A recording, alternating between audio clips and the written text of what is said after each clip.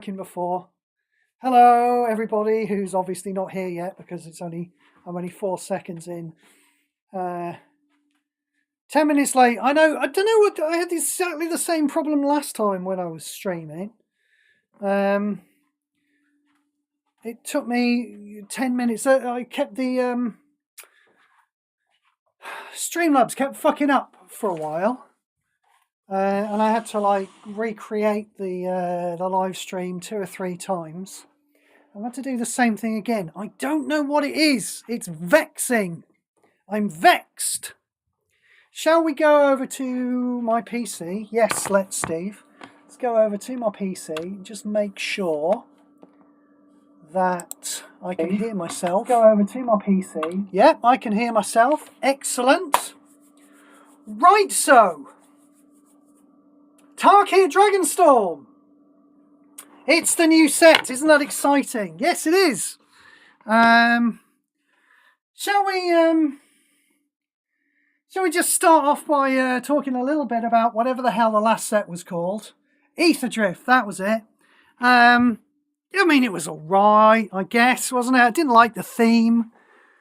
They call these sets hat sets. I don't know if they is a lot of people, but certainly a corner of YouTube that I occasionally watch paper magic videos of, Tellurian Community College and Pleasant Kenobi and people like that. They've been calling some of these, silly in-universe things like Murders at Karloff Manor and Drift hat sets. Because you just get to see your favourite characters and they put them in fancy dress. And it's a good way of talking about it, really. Yes, and I prefer it when Magic takes itself more seriously as well. So I'm glad that we're getting up to a sensible Magic set now, Tarkir Dragonstorm. That whole Blind Eternities thing looks like it might be taking itself seriously as well. I imagine that Mark Rosewater and the people who make Magic, I imagine they're going to make a bit more of an effort to make base Magic sets more serious, given that half the Magic sets that come out from now on are going to be fucking Spider-Man and Final Fantasy and bollocks like that. So I think they probably did it on purpose, we're going back to a popular plane of Tarkir and we're having dragons and all of that stuff. So, yes, I didn't like the theme of Drift, but as far as the set goes, I mean, it's just a set, really, isn't it? Webcore did the Webcore thing. We had some terrible mechanics. We had a few playable cards. Hello, who's that? Hello, somebody in the chat. Welcome in. Where was it? Yeah, a few playable cards. I'm trying to think. I'm blanking on them at the moment. Like Bloodghast and Temet, I've seen a bit of play. Both of them, they're both really powerful. They're a little difficult to kind of tamp down, So you tend to miss objectives if you play really powerful attacking creatures like that. So they weren't really chase cards. I guess the chase card is now Bright Glass Gearhulk, isn't it? I will certainly be grabbing Bright Glass Gearhulk ASAP. My God, have I really got 11 people in the stream? What the hell? I've never had 11. Oh, it's immediately jumped back down to 6. That seems more sensible. Bright Glass Gearhulk, yes, I will be either crafting it or buying it from an elite pack. I'm not quite sure which, but I will definitely be getting hold of it within the next few weeks. For me, that's kind of the chase card of the new set, is Bright Glass Gearhulk, because it was an exclusive in the last set, so nobody could get their mitts on it. And then that's about it, isn't it? There wasn't a lot in the last set, but you don't expect huge amounts of playable cards in any set. I've named 3 cards today. haven't I? You know, there's sets with less playable cards than that. So, shall we crack on to Tarkir Dragonstorm? Now we're hoping that this is going to be the new. Well, I'm hoping this is going to be the new Streets of New Capenna. Tarkir, of course, is a. Is it a wedge? Is it shards or wedges? It's a wedge set, isn't it? Yes. So with lots of 3-coloured cards, and 3-coloured cards are the types of things that the developers of Magic Puzzle Quest tend to accidentally make really good, because they forget that 3 colours is an advantage to a card in Magic Puzzle Quest, whereas it's a disadvantage to a card in paper. So we're hoping to see lots and lots of overpowered 3-coloured cards. Let's crack on with the new mechanics. Oh my God, I'm so tired today. I'm actually going to have to put my reading glasses on. Where the hell are they? There they are. Mobilise is a numbered evergreen. At the beginning of combat on your turn, create a red Mardu warrior token and reinforce it equal to the mobilise value. These tokens have haste, power and toughness 1. At the end of your turn, they are destroyed. Right, so immediately it's taking up one of your valuable creature slots, which we all feel the pressure of, don't we?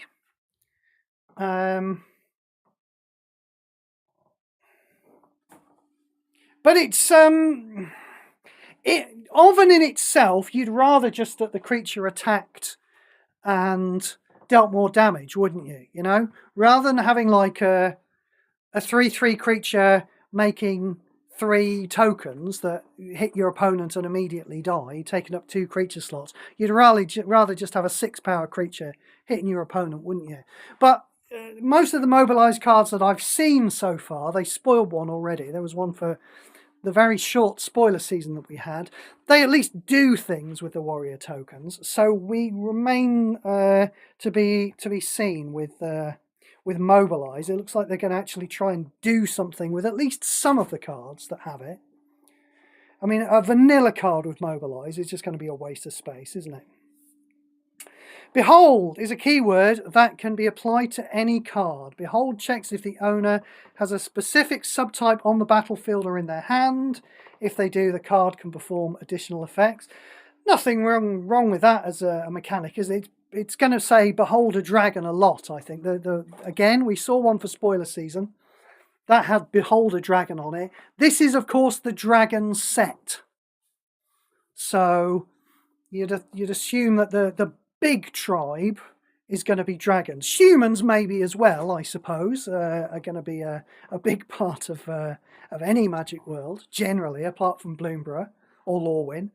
But you'd assume dragons are going to be the big set, so we're expecting to see Behold a Dragon quite a lot. Let's move on. Omen is a double-sided card in which each side contains a unique card. One side's a creature and one side is a spell. So, yeah, it's your basic flip card. The spell side is an Omen card, and when it's cast, the card is shuffled back to the library. I mean, that kind of seems pointless to me. You know, like your library is large and nebulous and always full of cards and never runs out anyway. So the fact that you shuffle the card back into your library is kind of pointless. So basically what we're looking at is split cards. Now, I don't mind split cards. You know, I played with Discover and Concoct and Connive an awful lot in the Ravnica sets, the old Guilds of Ravnica.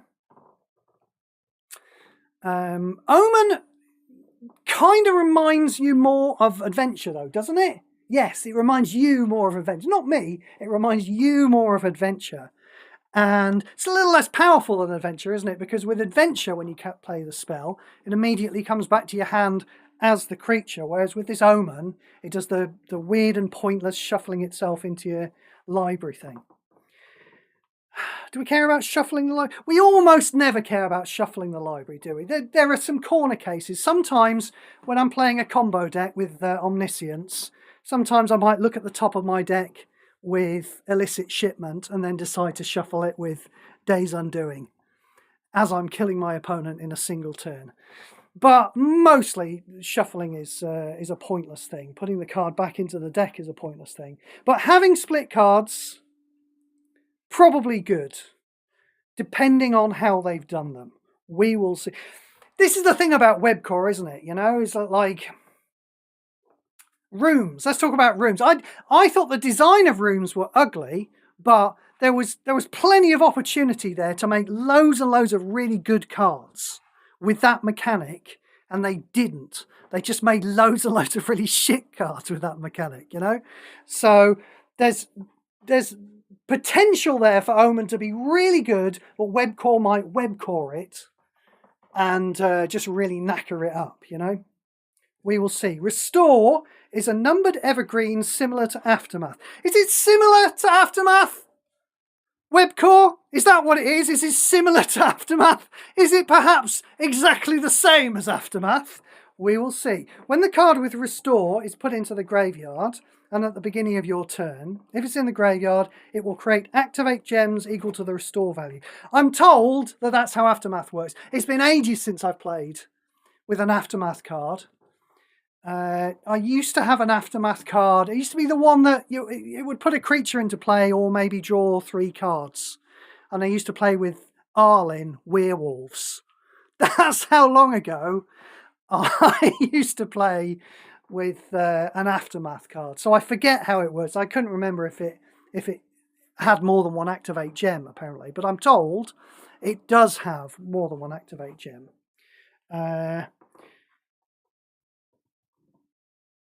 When the card restores, put into your graveyard at the beginning of your turn. If it's in your graveyard, create activated gems. Yes. If you control a creature, destroying one of the activated gems allows you to perform additional effects. Okay, that's slightly different, isn't it? That's weird, isn't it? If you control a creature. Does it really mean that?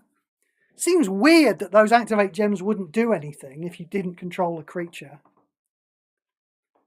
That seems strange to me, but who knows? Maybe that is how it works. Let's take what they've said at face value. So it's working a little bit differently from Aftermath. Worse, somebody might say. We don't like activated gems, though, generally, do we? No, Steve, we don't. Thank you, my audience, my thrall, my throng, the thronglets out there.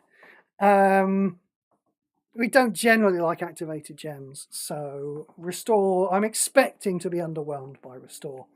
We shall see. Endure. Endure checks if there is a slot available for new creatures to enter on your side of the battlefield. If the battlefield is full, the creature's first creature gets +X+X. If the battlefield isn't, the player will create the #1 Abzan Spirit token. It's a funny way of putting it, but fair enough. Oh, I like the artwork on that. That's nice, isn't it? That's nice. And then reinforce it. So we're in leader territory here, aren't we? You know, leader was a way of, you know, giving you a few, giving you an extra creature slot, kinda, almost, although it didn't. And this is basically what's going on here, you know, is that if you've got a full battlefield, it's going to pump up one of your creatures instead of just whiffing and not putting a creature into play, which seems okay, I guess. I'm generally not really concerned about having a full battlefield. If you've got a full battlefield on your side, you're probably winning the game. So if Endure is relevant, then the Endure card you're playing with is a win more card, you know? So I'm probably not bothered about Endure. We will see what happens. Certainly the spoiler card that they posted on the forum was very underwhelming. Harmonise. Harmonise might be the best mechanic Webcore have ever made. They're always making these terrible, terrible mechanics like fucking crime and collect evidence. You know, they always have these lovely expansive mechanics in Paper Magic called crime and collect evidence. You know, that had synergy with just cards, all kinds of just cards. And Webcore made them into terrible, terrible parasitic mechanics that work with a very, very tiny number of cards, and then people went on the forum and defended them for doing that, for God's sake. But Harmonise does have, plenty of backwards and forwards compatibility. Harmonise is a numbered evergreen that can be applied only in spell cards. Don't really see why it's only spell cards, but okay, it's only spell cards, fair enough. Harmonise represents a cost that allows the card to be cast from the graveyard. If a card with Harmonise is in your graveyard, its Harmonise value decreases for each non-token creature you control that enters the battlefield during your turn. So if it's got Harmonise 3, then if you put 3 non-token creatures into play, it will cast from your graveyard. When the Harmonise cost is reduced to 0, that card is cast from the player's graveyard as if it had full mana, then it's exiled. So it's a very clean mechanic, isn't it? I kind of feel like it probably should have the buried icon and use mana. Zibvert completely disagrees with me on that front. I just think for the sake of, cleanness and making cards that cast from the graveyard work the same, I feel like it should have been done with a buried icon. But it doesn't really matter. It makes perfect sense, It's just a number that ticks down, and when it gets to 0, the card casts. Oh, I wonder if it's going to be easy to tell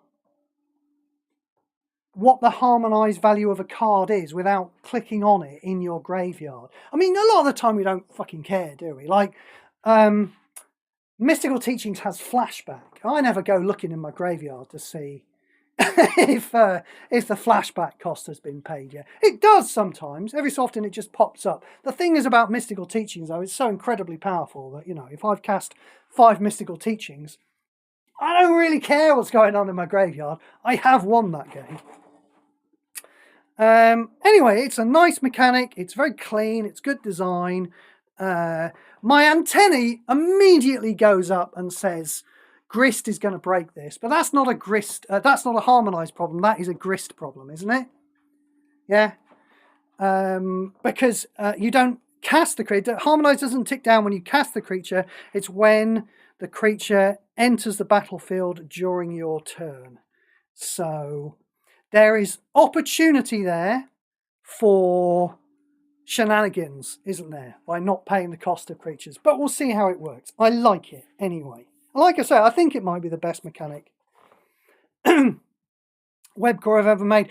Again, they have the opportunity to fuck it up.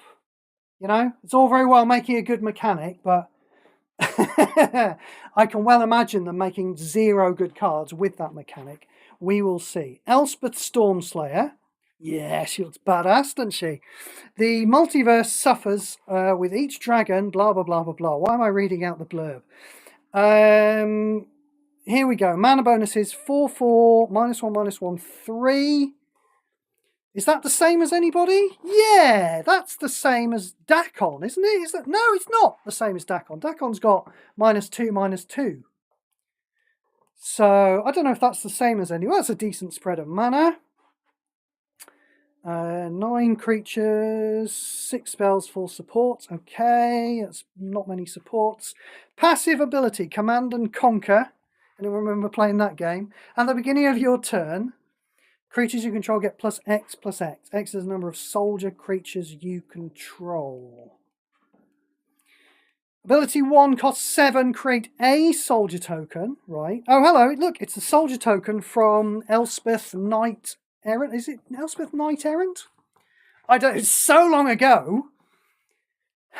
I used to play that, whichever Elspeth this is, I used to play her in Hour of Devastation. Remember an Hour of Devastation? Used to force you to play Elspeth in the top node. I mean, I don't think we've even played Hour of Devastation in 2 or 3 years. So it's a token we've seen before that a different Elspeth has. Create it, reinforce it 3 times. It gains lifelink and vigilance until the beginning of your next turn. Okay. Beginning of your next turn. Right. So that lifelink is kind of wasted. But, you know, the next time you play the ability, then you're going to attack with the lifelink.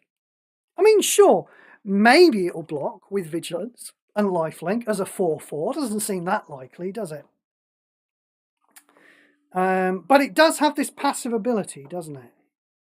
As soon as you've got one of these tokens in play, it will get +X/+X. It does not say, what it says is X is the number of soldier creatures you control. It does not say count including reinforcements. You'd think it would be including reinforcements, but it does not say that. So it looks like your reinforced soldier only gets +1/+1 from the passive ability. Seems rubbish if it's like that, though. What have we got down here?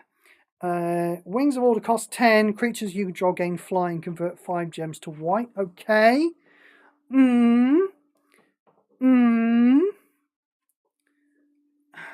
I mean, I guess, you know, you're looking at the board to see if the conversion does anything, and then you use the ability, and, you know, it's the right time to do it, isn't it? It's the right time to convert, is, you know, under your control during your main phase.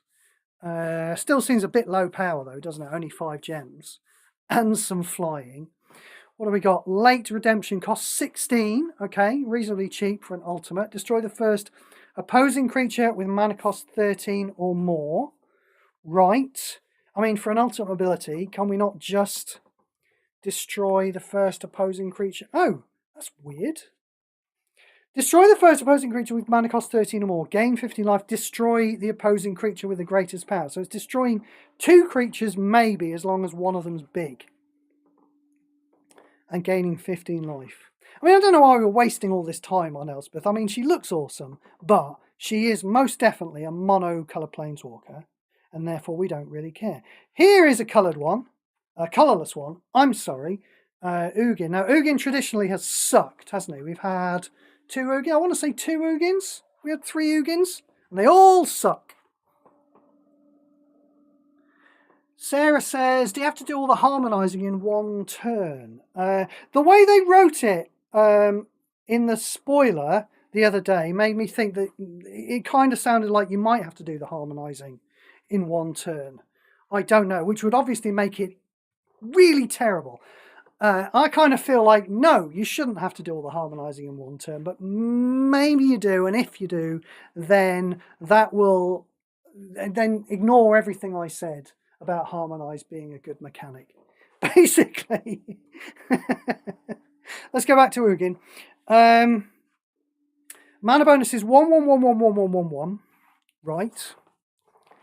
I know where this is going. They're going to have forgotten to do it, aren't they? Yeah, of course they have. So, cost 10 for each colourless card in your hand. Convert 2 gems to loyalty and gain 4 life. Cost 13. Fetch the first support card from your library. Draw 2 cards. First colourless card in your hand gains X mana. X is the number of colourless cards in your hand times 4. Align with the Blind Eternities. Cost 18. Opposing creatures gain stun counter 1. Well, that's not a lot. Then create 3 Binding of Ugin tokens. What have we got? So we've got 3 of these. They're not reinforced. They can't gain shields. Decrease all coloured mana bonuses of your opponent's planeswalker by 1 till the beginning of your next turn. Then this support loses 1 shield. So you're slightly reducing other people's mana bonuses. The mana bonuses we care about are our own mana bonuses, please. Look, they've given him +1 across the board, like Khan. Yeah? But they've forgotten to allow him to pump those up. Those are some shit mana abilities for +1 across the board. Khan is good because we can pump those up. Yeah, in fact, Khan is the only good one where you can pump those up. There's another Khan, isn't there, that kind of allows you to pump them up for a single turn. And then there's another Ugin who allows you to pump your mana bonuses up permanently, but with a shit kind of permanent direct damage ability that sucks. But at least they could pump them up. But no, this guy does not have the ability to pump them up. I mean, ability 1 seems kind of interesting, doesn't it? You know, he's got a it's pushing you in the direction of playing colourless cards. You think about it, if you've got 6 colourless cards in your hand, converting 12 gems to loyalty is probably going to pay for itself, isn't it? That cost of 10. And probably also turn on ability 2 and ability 3, you know? I don't know how much loyalty you get for 12 loyalty. How much does Golden Wish convert? More than 12. Golden Wish will fill up your loyalty bar, but it does convert more than 12. The question really is, are there decks full of colourless cards that are viable and we want to play? We do have a lot of good colourless cards in Standard these days. We've got all the lands like Desert and Demolition Field and Swarmyard and things. Plenty of colourless creatures in Legacy that we really like Emrakul. Ulamog's a standard one, actually, isn't he? So, yeah, maybe the kind of people who like building around things and might see this and go, ooh, I fancy building a colourless deck. Might like to get hold of this guy, but that's not me, really. I can't see a competitive deck being full of colourless cards. I mean, I have a deck full of colourless cards. I've mentioned this before in the past. But the point of it is, it's a Koth deck, and the point of it is that it avoids collecting journal quests. Yeah, any journal quest that's 200 experience points, I can usually play around it by playing this Koth deck full of colourless creatures, and it's pretty good. It's just all it is just all of the best colourless creatures. So your Emrakuls and your Ulamogs, but then your Walking Archives and your Platinum Angels and things. And it's kind of okay. It kind of holds its own in Legacy. I frequently go into Legacy training grounds and play this deck. And because Greg is bad, it will even beat combo decks sometimes. But the thing that deck has that's full of colourless creatures is Koth's +9 mana bonus and Koth's first ability. So, yeah. Yeah, I think this Planeswalker is just one for the people who fancy building around a colourless theme. What have we got? We've got a PvE, couldn't care less. They're not going to tell us anything about it here, I don't think. So we're just going to skim over that. Presumably, with 5 encounters, your opponents are the 5 Stormbroods, apparently. It sounds like it's just going to be a palette swap of Creatures of Magic, doesn't it? That's what I'm assuming that Facing the Dragonstorm is. We have a new PvP Coalition event. Now, in the main thread here, I noticed this earlier, they forgot to tell us what the nodes did. However, they posted it somewhere else, so that's okay. These are the nodes for the, what's it called? Destiny of the Storms event. And honestly, they seem kind of low power, considering we've had node supports, in the past that have completely filled up your hand with mana. I'm thinking of ATV, and there's also, what's that? Battle for the Crown kind of does it. If you hit there's a one node where if you hit Greg too hard, all of his hand becomes free, doesn't it? So considering the power of node supports that we've had, these seem quite low power, so nothing really to worry about here. Which is probably good, because I'm hearing that there's going to be a bit of power creep in this set. So, anyway, you can read those yourself.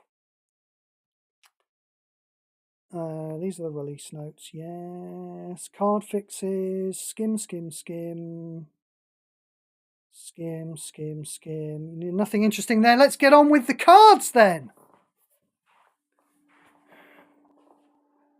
What is that picture?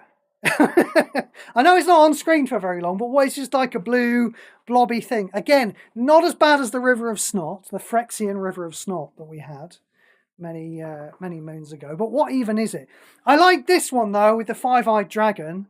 And the thing that I like the most about it is that it isn't that stupid picture of Chandra from Ether Drift that I really hated, and I'm really glad to see the back of.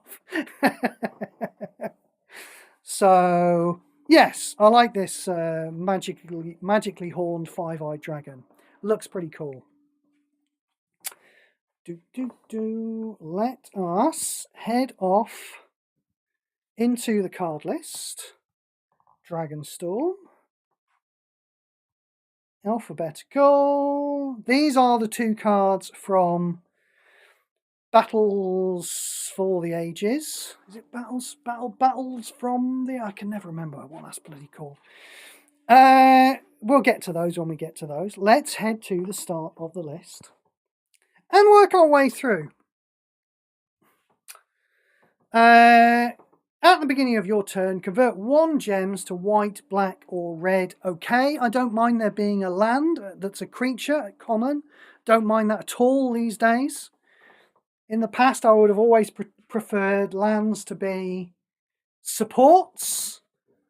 But, you know, that was in the old days before Grist and Demolition Field. So I don't really mind creatures that do that. What I do mind is the fact that this is a god-awful land that's converting 1 gems.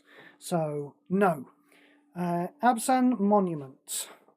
At the beginning of your turn, convert 3 gems to white, black, or green. Cost 12. Okay, this is apparently not a land. It looks a lot like a land, doesn't it? With its gem conversion. 3 gems to 3 different colours does not seem good, does it? It seems like it's going to be worse than the lands that we had for Zendikar. I want to say they cost 12 mana and they did 2 of one colour and 2 of another colour. Yeah, 3 gems to 3 different colours seems bad. We have the clue lands. You know, I know the clue lands will eventually rotate out, but that's not going to happen for another couple of years, is it? So, when the support is destroyed, blah. Okay, so they're still not giving us good lands, are they? Still not giving us good conversion lands. Conversion lands, which are bad anyway now because Desert exists. I'm not playing conversion lands in a coalition event. I'd play them midweek if they were good. It's not good though, you know? Make them nice and cheap. They don't have to be as good as clue lands. Just make them a bit competitive with clue lands, please. Adorned Crocodile. This is the first one we see with Restore. Now, what's this? This card's in the graveyard. At the beginning of turn, if it's in your graveyard. Activate X. Oh, it immediately activates the gems when it's put into your graveyard. Okay. Whatever. And it says, when you destroy one of the activated gems, if you control a creature. That seems really unnecessary, the if you control a creature clause. I mean, I'm sure, I don't think it does it in Paper Magic. I'm not going to go and look. But I don't think it even does that in Paper Magic. It's just weird. Why would they come up with that clause? When this creature dies, create a zombie druid token. Your first creature gets +1/+1. Right.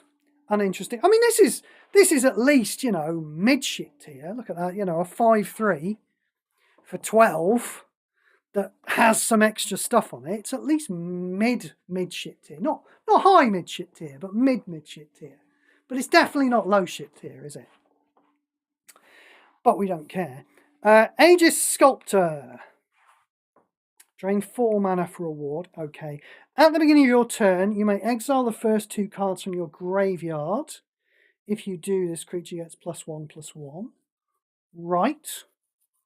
Not very exciting, is it? It's a growy flyer. Restore to... So this is the caliber of restore cards we're looking at. It's just absolutely pointless shit. Again, happy to see the apparent demise of the words until end of turn on cards like this. But, yeah, obviously bad. Aggressive Negotiations. Your first creature gets +1/+1. Then your opponent discards the last card without mana from their hand. Now listen! We've got a lot of power creep going on at the moment. You can afford to power creep this discard. We've had cards in the past that say your opponent discards the first card in their hand. In fact, there is one permanently in standard all the time. It's Infinite Obliteration. So just give us some more of those. What's with this? Last card without mana from their hand. Go and find the card in Greg's hands that he least cares about and has put no time investment at all into, and make him get rid of that one. No, that's not what we want. Enoch Wayfarer. Creature enters the battlefield, destroy top 3 cards of your library. Then this creature gets +1/+1. You know, these are all bad cards, but I'm kind of liking, you know, all of these permanent buffs. Yes. Give us more and more and more creatures that do permanent buffs rather than until end of turn buffs. I'm not liking how many bad cards we're meeting all in a row. Tiny Lifelinker. The time we might have cared about a tiny Lifelinker is way gone. That might give something else lifelink. Whatevs. Target creature gets Death Touch, Berserker, and Prevent Damage. Okay. I mean, these are all relevant things. I see what they've done here. This is obviously a Clive card, you know. He's put a lot of time and effort into designing this card. Yeah. So my creature is going to hunt down your creature. It's got Berserker. It's going to kill it no matter how big it is. It's got Death Touch, and it's not going to die itself because it's got Prevent Damage. I see what they've done there, but, you know, there are cards in the format. In fact, I think there is a 6 mana black card, isn't there, in the standard format that will just destroy a target creature. So I don't think you can afford to just put this on a card all on its own. Nice flavour. You get some points for that one, I suppose. Aligned Heart, here we go. Here is our first masterpiece. When this support enters the board, your red cards gain 10 mana. Now, this card has been baking Zivvert's head. Zivvert was in our Discord. Zivvert is a well-renowned and respected player, for those not in the know.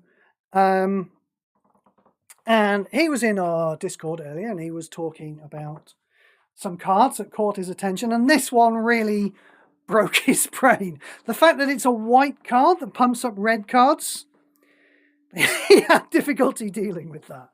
Apparently it's nothing like the paper version as well. The paper version is not a white card that pumps up red cards. Well, it pays for red cards. So when it enters the board, your red cards gain 10 mana. So that's not nothing, is it? You might give multiple cards in your hand 10 mana. It's not nothing. There's a certain amount of power there. I'm not sure we really care, though. Alignment red. What's alignment? Triggers when you cast a monocolored card for the first time each turn. Now, presumably it triggers off itself, doesn't it? I mean, creatures trigger off themselves. Presumably supports trigger off themselves, yeah? Like, it's gonna... Where's it gone? There it is. When you play this spell, it's gonna. Oh no! It's not gonna trigger off itself because it's not a red card. So it might have been able to trigger off itself if it had been red, but it's not. So we don't care.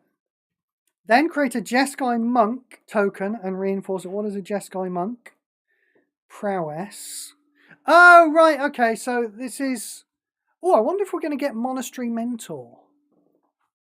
Yeah, so Monastery Mentor is a famous weenie creature that was so good it made it all the way to vintage, I think, in paper.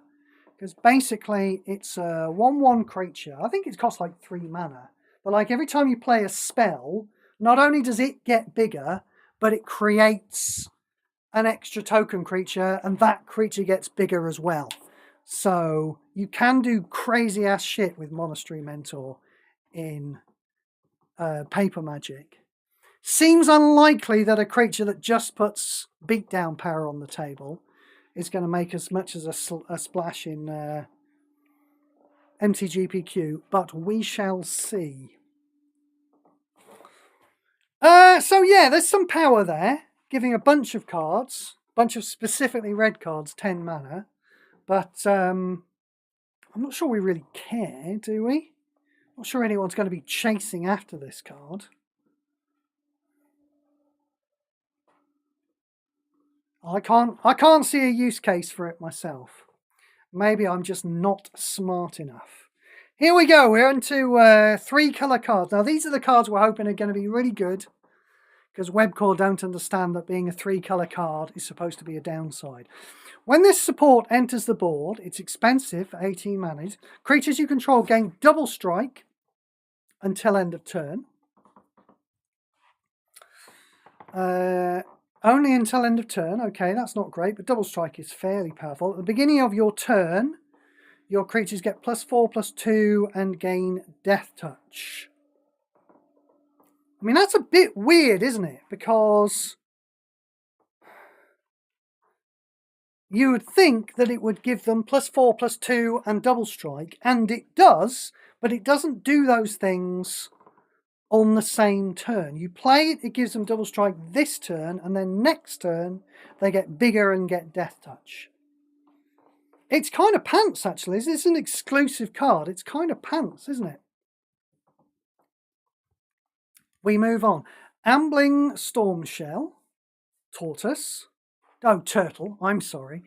When this creature deals combat damage, this creature gains stun counter 3, then draw 3 cards. No, they don't get mana in it. We don't give a shit. Anafenza Unyielding. You couldn't you? You could make it give you some mana. Yeah? You can make a card like this that stuns itself, draws some cards, puts some mana in it. You don't have to fill them full of mana. It could be half mana, like Overlord of the Flood Pits. But here's a little tip for you if you're thinking of playing with Ambling Stormshell. Play with Overlord of the Flood Pits instead. Anafenza Unyielding Lineage. When another non-token creature you control dies, endure 8. Right, so it's a bit weird it being endure, this one, isn't it? Because, like, if a creature has died, it has just made space for the creatures on the battlefield. Yes, okay, I can hear Zibva in my brain. I have a little mental Zibva that tells me I'm wrong about everything all the time now.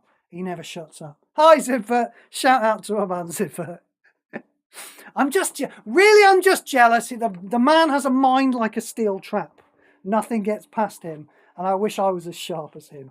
Really, I'm just jealous. The only reason I get going on about how Zibva is always telling me I'm wrong about things it's mostly because I'm jealous, and also because he's usually right as well. Yeah, so there's a corner case where your creature dies, some effect puts something back into play, and then the endure triggers and it needs to pump them up.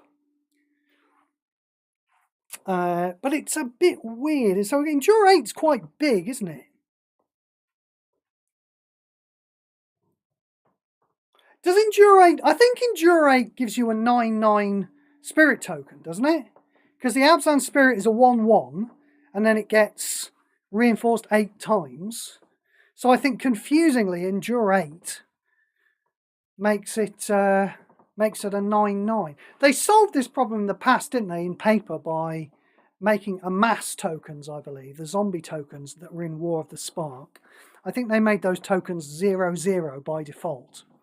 But I imagine that in Magic Puzzle Quest, the game would just explode if you try and put a 0/0 token into play.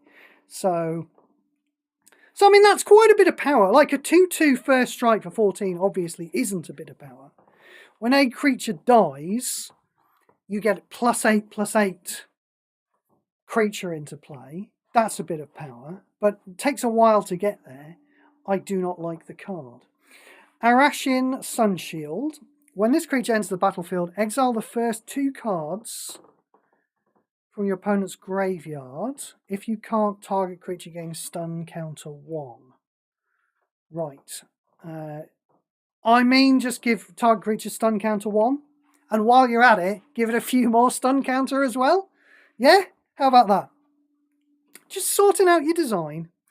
When this creature enters the battlefield, your creatures get +1/+1. Yes, a very pleasing amount of not wearing off at end of turn, isn't there, in this set? It makes me happy. I'm looking through all of these terrible cards that I will never, ever, ever play, except possibly when I'm mastering them. And I'm being made happy by the fact that my long-hated bugbear of buffs wearing off at end of turn seems finally to be in the past. Attuned Hunter.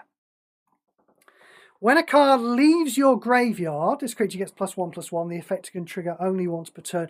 I mean, come on! Just let it trigger as many times as you like. It's still not going to be a powerful card.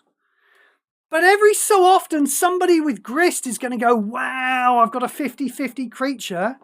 Johnnies and the Timmies would love you. If you just let it trigger as many times as possible, there's nothing wrong with letting it trigger as many times as possible. I mean, let it, all right, if you want a limit on it, limit it to 20 times.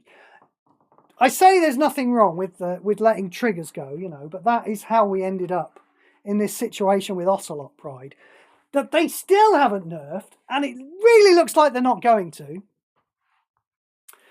I don't know about you, but I am seeing more and more Ocelot Prides as we go along. I've put Assimilation Aegis as a permanent slot in my standard deck because, you know, it helps against Ocelot Pride. If I really think Ocelot Pride is going to be a thing in a deck, I can put some more in there. But, you know, just having an Assimilation Aegis and a Golden Wish that fetches it and a Mystical Teachings that fetches the Golden Wish, that's a surprising amount of Assimilation Aegis to put into your deck. Anyway, in conclusion, they could have made that a lot more interesting by, if not leaving the trigger off, yeah, letting the trigger run up to something silly like 20 or 50. I would have been down for that. Return the first card from your graveyard to your hand. Oh, way too expensive, isn't it? In this day and age of Mystical Teachings, choosing a card to put into your hand and giving it full mana, that's just way too expensive, isn't it?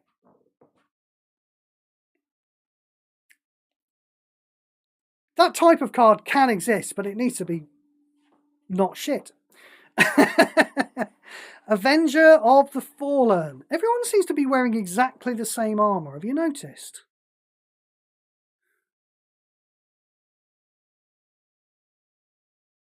Is it just me? Oh, I suppose the Jeskai people aren't, are they? Obviously, you know. Everyone else seems to be wearing exactly the same armor in this set. Oh no, I suppose this guy's wearing slightly different armor as well.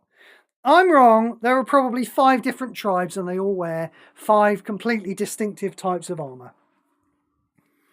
At the beginning of combat. Okay, so here we have our first creature with, oh dear, Mobilize.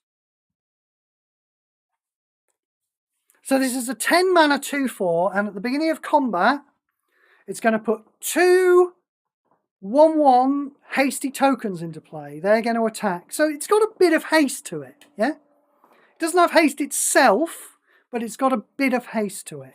Those tokens don't have the Death Touch. He's got Death Touch. Those tokens don't have the Death Touch, though. It's a bit pointless, him having the Death Touch.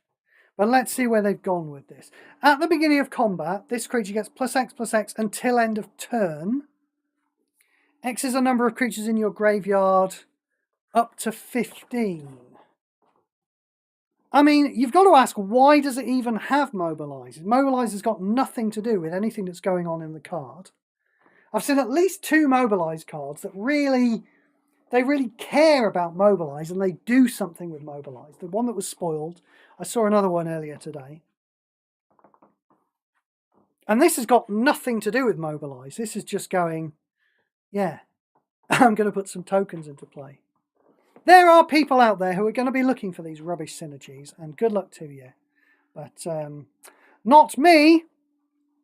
Awaken the Honored Dead. Is this going to be a new the Kami War? Look at this. Destroy an opposing non-land support as number 1.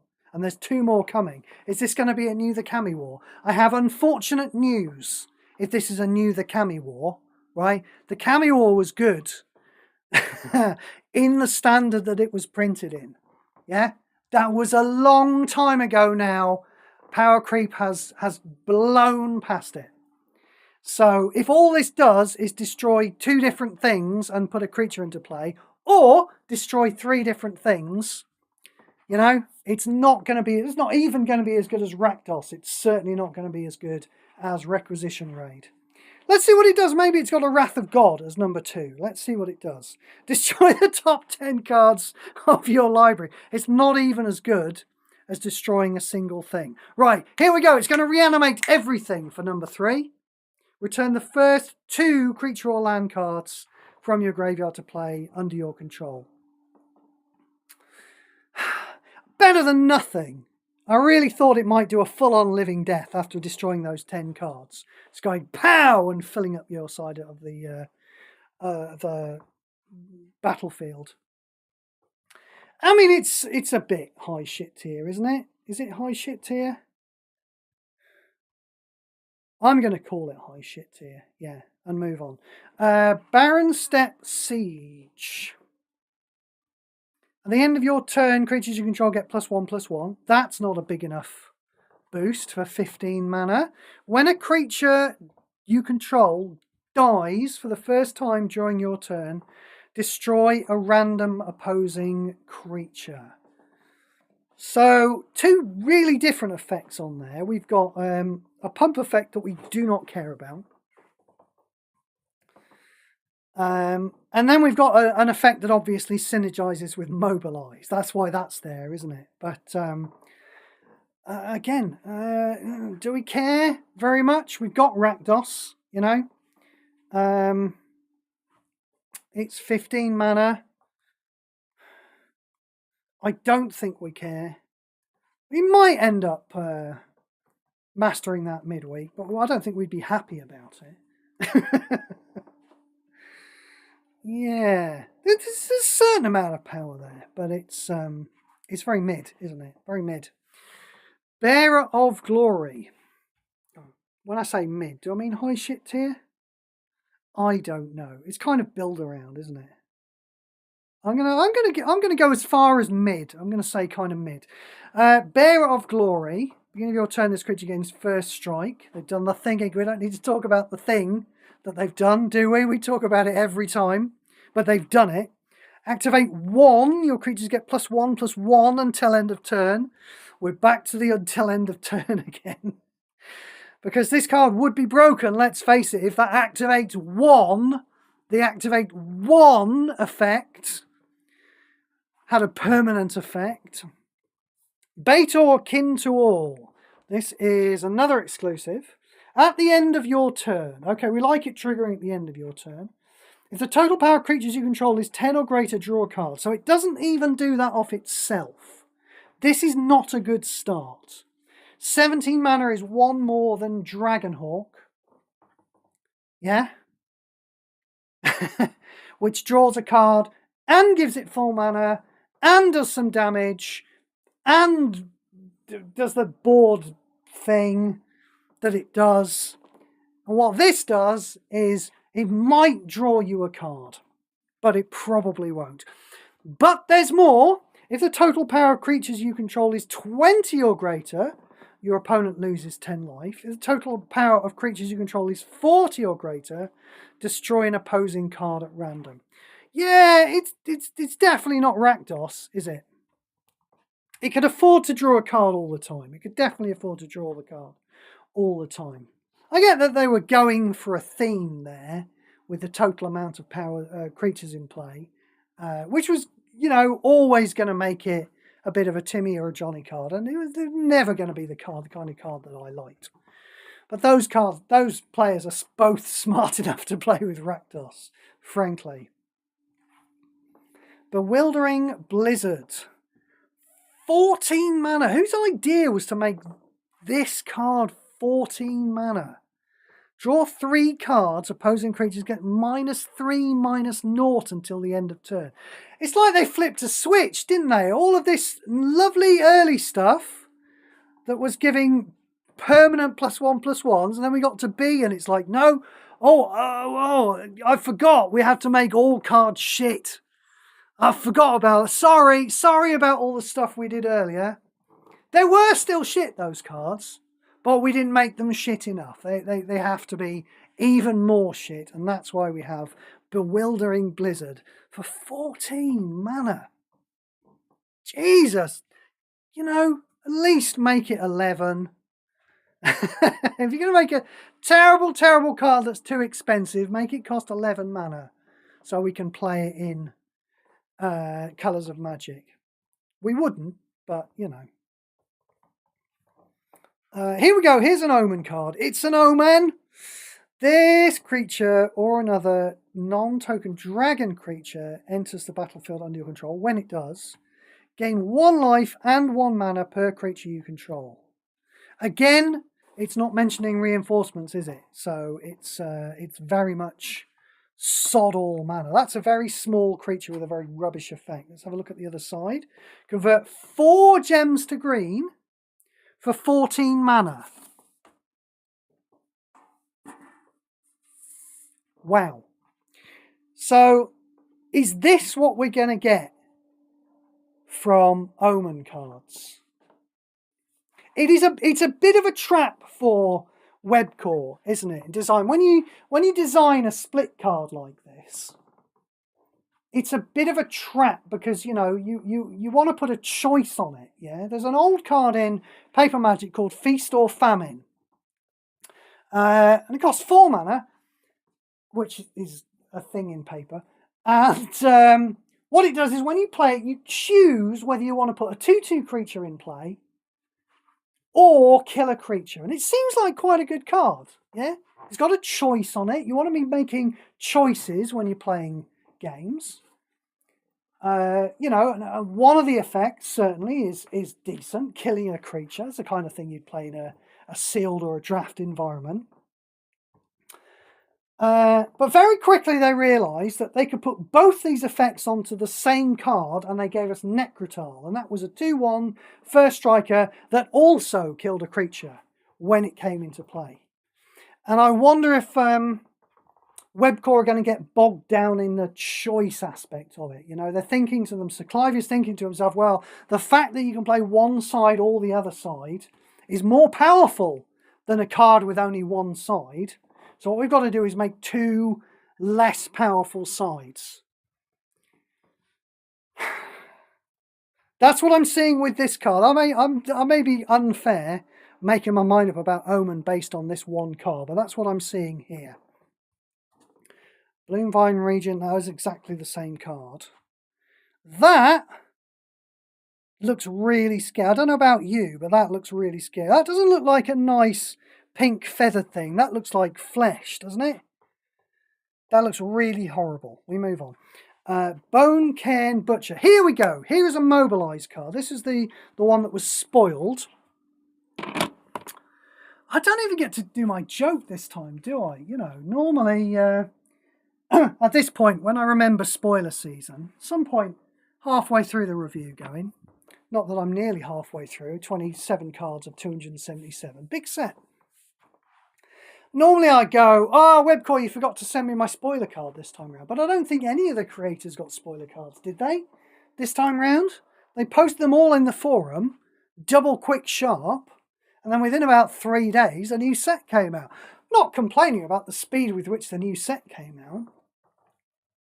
But I don't think they gave spoiler cards to the content creators this time around. Which is a bit odd. I suppose if their turnaround is faster for sets, when they say they're going to give us a new set every 2 months this year instead of every 3 months, maybe it's to do with that. They're just cutting down the amount of superfluous work that's going to be done.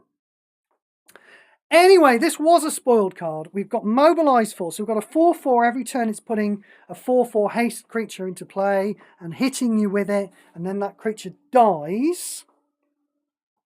But what this says is when your first creature attacks, if you control a token creature, your token creatures gain Death Touch and Berserker. So you see what they're doing there, yeah? We had that spell earlier that gave creatures, it gave a creature Death Touch and Berserker and prevent damage. This isn't giving it prevent damage, but it doesn't matter because your creatures are going to die anyway.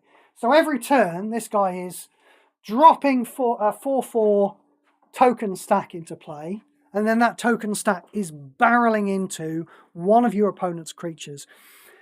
I'm not sure if it kills flyers or not.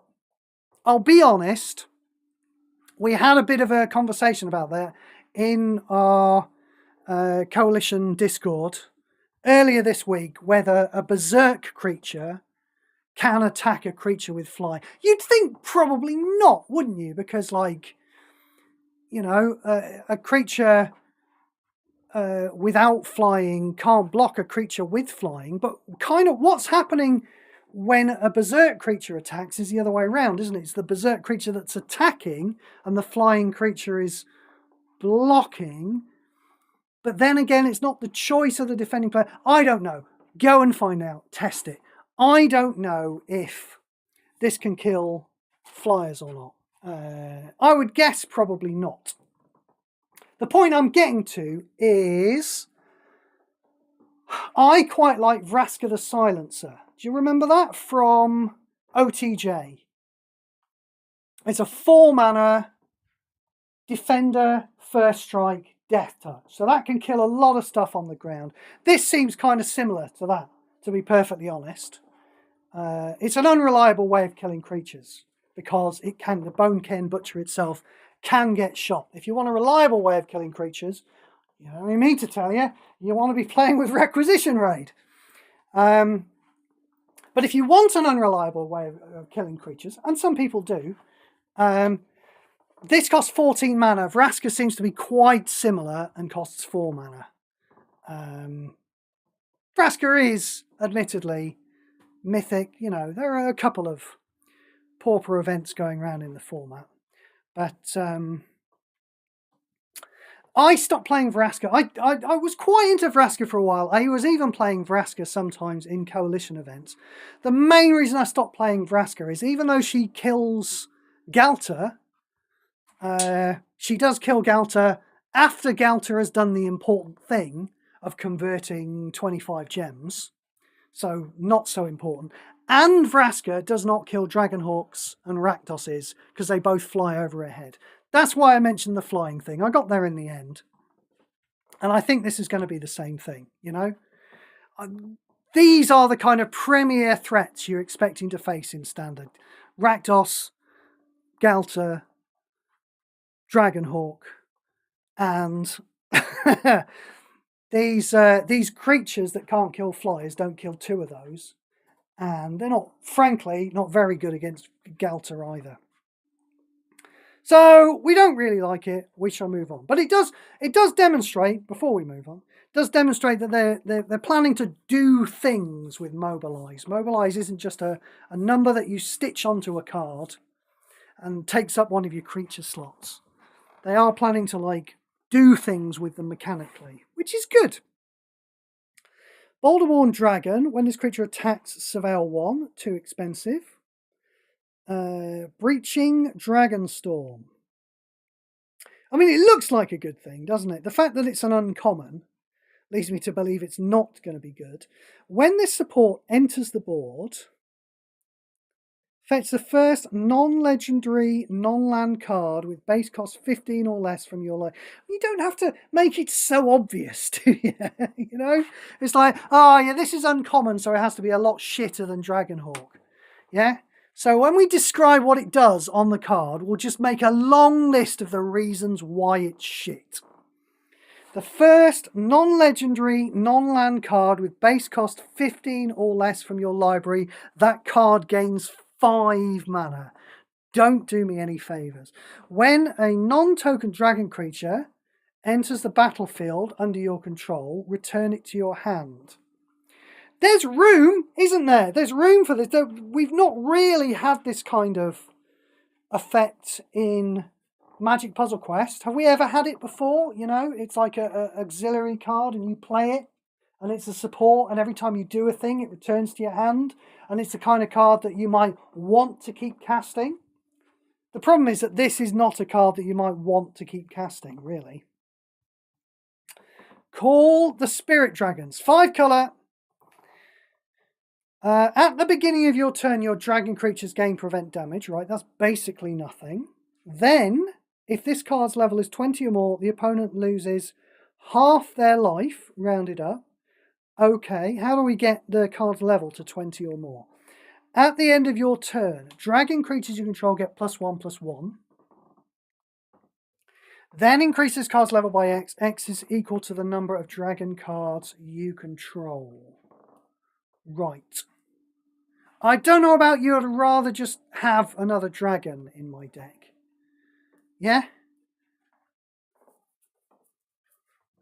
For 17 mana, that's not as good as just playing another dragon. Incidentally, if you didn't know, somebody had to point this out to me. When I say somebody, I'm pretty sure it was Zibva. If you're looking for good dragons in Standard, Dragonhawk is a dragon, okay? And I'm pretty sure we're going to get to the end of this set and we're going to discover that Dragonhawk is still the best dragon in Standard. So just bear that in mind. For any of these cards that say your dragon creatures get this or that, or Beholder Dragon cards, which we haven't seen any of yet, but which I'm sure we'll get to. If you're thinking to yourself, what should I be picturing in my head as the average dragon that I should be playing with? The answer to that, my friend, is it's Dragonhawk. We move on. Caustic Exhale. Okay, doesn't he? Looks more like he's vomiting than exhaling, but never mind. Target creature gets -2/-2. If you behold a dragon, that creature gets -5/-5 until end of turn instead. Just absolute garbage. One of those terrible common restore cards. I'm not going to waste time on it. Here we go. Here's some Mobilize. This is Mobilize 5. Now is not the time to panic. Obviously, this is a worthless piece of shit card. 8 mana for 3 damage and 5 Harmonize. Whenever a non-token creature enters the battlefield on your turn, if this card is in your graveyard, decrease its Harmonize value by 1. Yeah, it doesn't say, Shmara, you have to cast all of those creatures in the same turn. I'm pretty sure you could cast 5 creatures over the course of 3 or 4 turns, or 5, or 6. And the Harmonize value would just keep going down. What I do wonder, though, is when I look in my graveyard. Did I say this earlier? I can't even remember. When I look at my graveyard and all I see is a list of names, will I be able to tell which Harmonize cards I'm close to casting? I think I said that earlier. We were worried earlier that even though this is a good mechanic, that Webcore might fuck it up. But it's too early to panic yet. This is, after all, a common card. And common cards, by law, must all be shit. Clarion Conqueror. At the beginning of your turn, you and your opponent can't activate loyalty abilities until the beginning of your next turn. So it fucks you up first. Yeah? If I play this, he's going to be able to play a loyalty ability on his turn. That would seem key to me.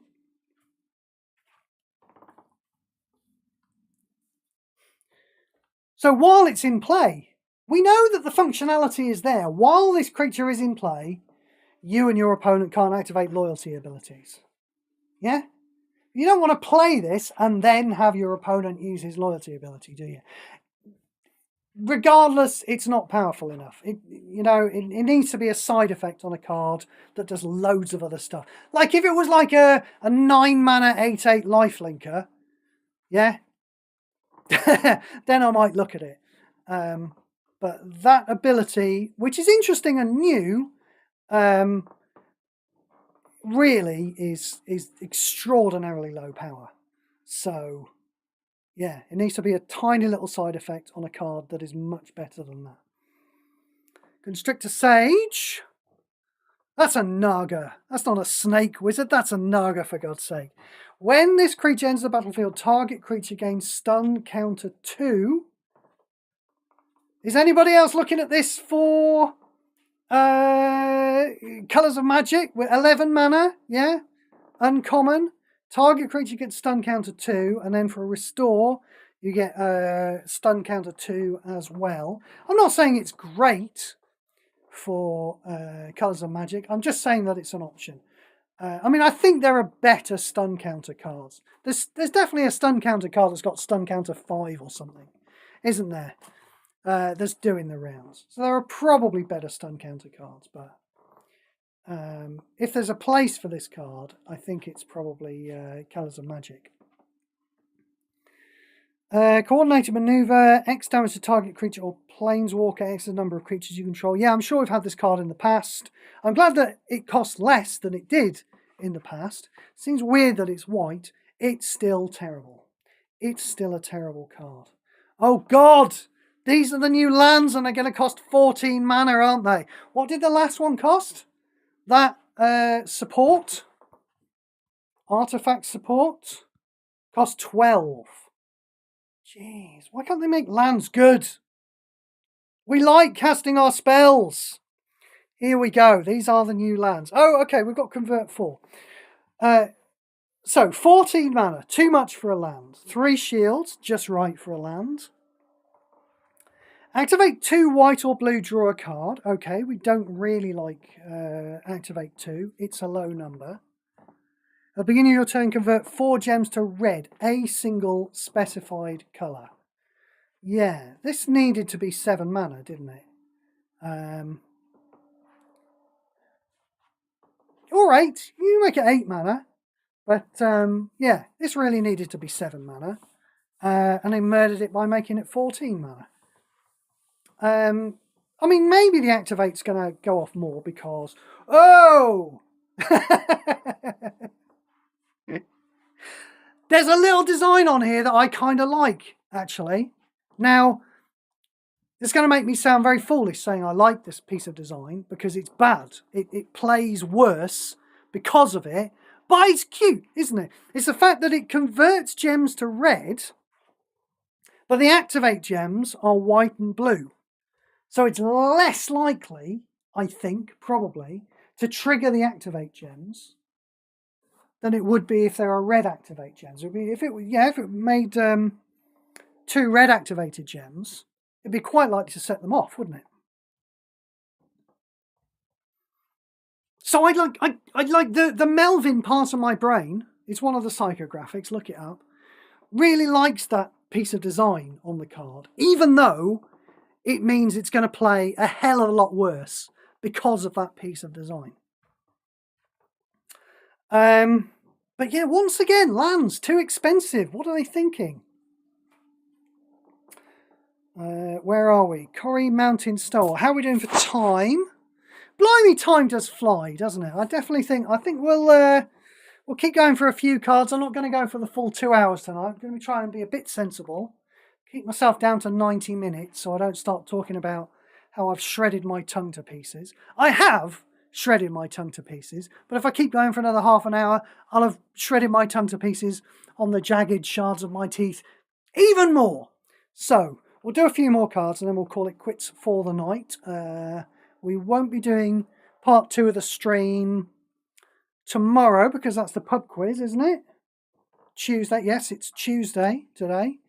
So, probably Thursday, maybe Friday for part 2 of the stream. Let's do a few more cards. Alignment red. Now, alignment only triggers off mono-coloured cards, doesn't it? So it doesn't trigger off itself. Which seems like a bit of a shame, doesn't it? 15 mana, 3/3s, too expensive. 5 damage to your opponent's planeswalkers, too expensive. Gain 5 life, it's too expensive. I feel like alignment could have just triggered off coloured cards, couldn't it? I feel like there are going to be no alignment cards that are going to be any good. So I feel like it could have just triggered off itself, couldn't it? Anyway, wow, is that too expensive? We move on. Corrie Steel Cutter. At the beginning of combat on your turn, the first creature gets +1/+1 against trample and haste. Then this support loses 1 shield. Why does it lose 1 shield? This is so weird. I mean, that is a low power support. We've got this alignment white. Yeah, okay, I've taken this in. We've got the prowess creature down the bottom. But he's quite tiny, yeah? Alignment only triggers once a turn. You can only put one of these tokens in once a turn, yeah? These Jeskai Monk tokens aren't as good as they are in paper, because you don't have a whole line of them all with prowess. You've got one single reinforced one with prowess. That's what's good about Monastery Mentor in paper, you see, is that it goes wide by making lots of creatures, and it makes them big as well. It goes wide and big. I don't understand why this card is so bad. I don't understand why it had to lose a shield. I mean, presumably it's because it did in paper. But I don't get it. What have we got here? When the support enters the board, your opponent loses 5 life and you gain 5 life, then surveil 2. Okay. There's not enough going on there. Oh, right. Okay. This is another one of the Dragonstorms. We had a Dragonstorm earlier. I can see, now I look at the art, and now I understand what the card is doing. Returns to your hand when you play a dragon. I mean, really, these cards, you know, they need to be a lot cheaper, didn't they? 10 mana is just a silly amount for them. They could have been 5. They could have been 2 mana. You know? They're still not good. Non-token dragon creature. Jesus Christ. So there's a whole cycle of worthless cards there. Thanks. Thanks, Webcore. Crater Hoof Behemoth. Now, this is one of the Battles from the Ages cards. So this is one of the 2 cards from this set that I own at the moment. Because they always update the boosters. Always have a big stack of Battles from the Ages boosters, yeah, in your vault at any given time. Because when a new set comes out, they always update the boosters, put the new cards in it, so you can get those new cards. Mythics in this case. Without having to wait for the Battles from the Ages event. This is a 24 mana 5/5. That's expensive. When this creature enters the battlefield, creatures you control get +X/+X and gain trample till the beginning of your next turn. X is the number of creatures you control, including no reinforcements. Is it me, or is that kind of small?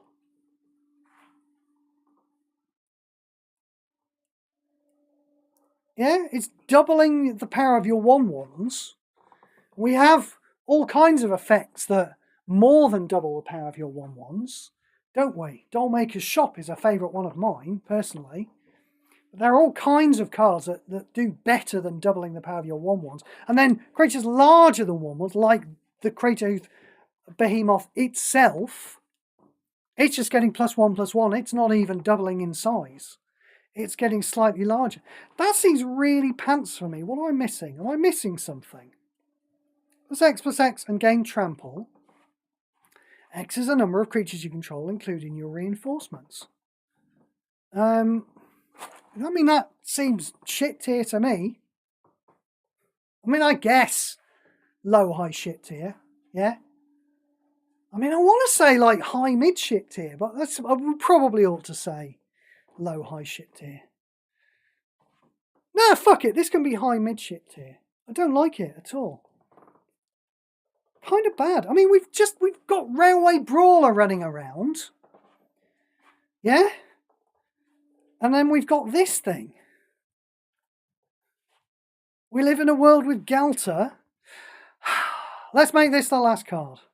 Let's make the next card the last card. This is another one of these lands. I like the fact that they've made all of these... Well, I'm assuming that they've made all of these slightly individual. This isn't an identical cycle of cards, is it? Because look, the other one did...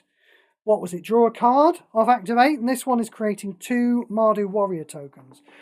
They're going to die. I mean, that's a bit shit, isn't it? Making 2 tokens that just come into play and then immediately die. That's kind of bad. So, is that what the theme of this set is going to be? Is me praising bad design? Yeah? Like, oh, look at all these really bad cards that don't say until end of turn on them. Look at this really interesting design mechanic they've put on these lands, where the activate gems are different from the gem conversion colour. Yeah? Isn't that a really interesting design choice that makes the card shit? I think that's what this set's going to be, is me being impressed with Webcore's design, but it not translating into a better play experience by any stretch of the imagination. I think we should call it a night here, folks.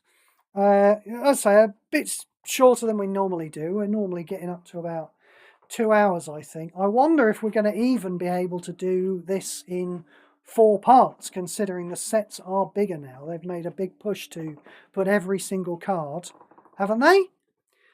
I thought that's what they said, is they were going to put every single card from a set into release on MTGPQ.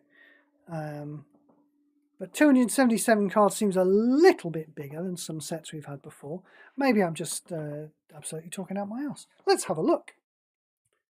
Let's go into Ether Tide. 265. Yeah, it's not much bigger, is it? 216. 284. Yeah, we're not really learning very much, are we? And of course, all those numbers go up and down depending on how many alt art cards they bother to put into the environment. But yes, I don't think we've seen anything interesting so far, but it's very early days. And we will head into part 2, I think, on, let's say provisionally on Thursday, same time, 9 o'clock UK time. Thank you for being with us. And I will see you then. Bye-bye, everyone.